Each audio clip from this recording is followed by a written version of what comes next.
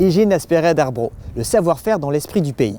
L'association du même nom, créée en 2006, fait vivre depuis la Maison du Filet Brodé, avec le soutien de la mairie de Plouénan qui a mis, entre autres, des locaux à sa disposition.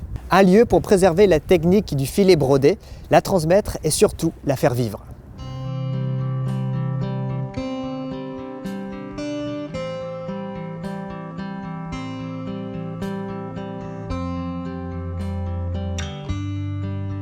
Les mains qui s'animent, le fil qui danse. Aujourd'hui, c'est jour d'atelier à la Maison du Filet Brodé. 2 fois par semaine, les adhérentes se retrouvent pour échanger et découvrir de nouvelles techniques. Les adhérentes les plus expérimentées enseignent aux autres. Ce qui fait qu'on peut toujours trouver quelqu'un qui va nous apprendre dont on a besoin, ce que l'on ne sait pas.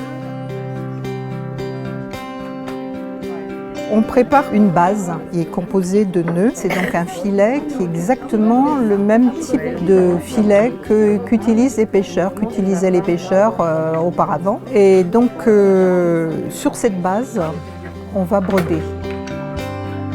On va dire qu'on galère un petit peu au démarrage. Mais moi j'ai dû passer plusieurs jours à faire et à défaire les nœuds.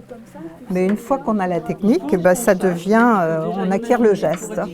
Et le geste se fait pratiquement automatiquement.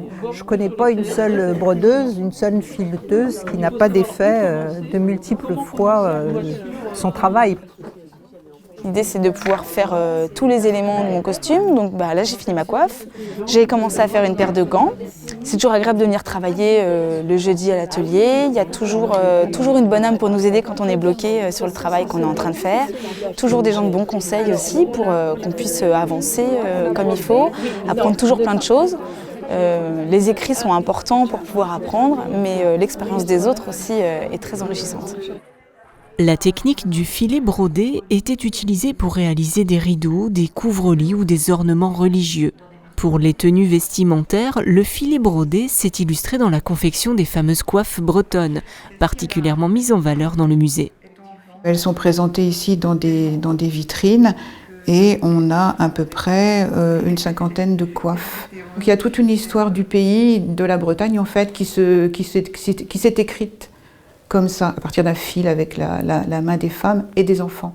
Il y a eu énormément de coiffes en Bretagne, jusqu'à 1500 coiffes. L'idée étant un peu d'éviter que la chevelure des femmes soit vue et soit un objet de séduction. Après, bien sûr, les femmes ont pu faire ce qui n'était pas interdit, c'est-à-dire les améliorer, les embellir. Et le filet a eu pour ça leur a donné cette facilité, puisque c'est un fil que l'on noue et que l'on brode.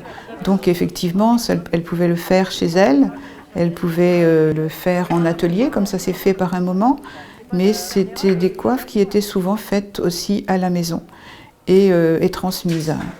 En 2012, l'association a répondu à un appel à projet de la région Bretagne pour la sauvegarde et la mise en valeur du patrimoine. On a répondu à cet appel à projet pour faire un récapitulatif des coiffes de Bretagne en filet brodé. Une première partie avec la présentation de la région, une deuxième partie avec la méthode pour faire la coiffe à l'identique. Voilà, telle qu'elle était faite, tout ça pour préserver le savoir-faire des anciennes fileteuses et des anciennes brodeuses. Les bénévoles de l'association sont convaincus que pour préserver la tradition, il faut à la fois pratiquer la technique et continuer à inventer et à partager. L'association vit grâce à l'implication de tous les adhérentes. Parce que si nous pouvons proposer autant d'initiations et être présents sur autant de manifestations, c'est parce que chacun prend sa part. Et que chacun y a une part active. Contente d'avoir les demandes et de transmettre toujours, parce que plus on va diffuser la technique, plus elle se maintiendra. Parce qu'on a vraiment à cœur de la protéger et de la transmettre. On tient à nos racines en fait.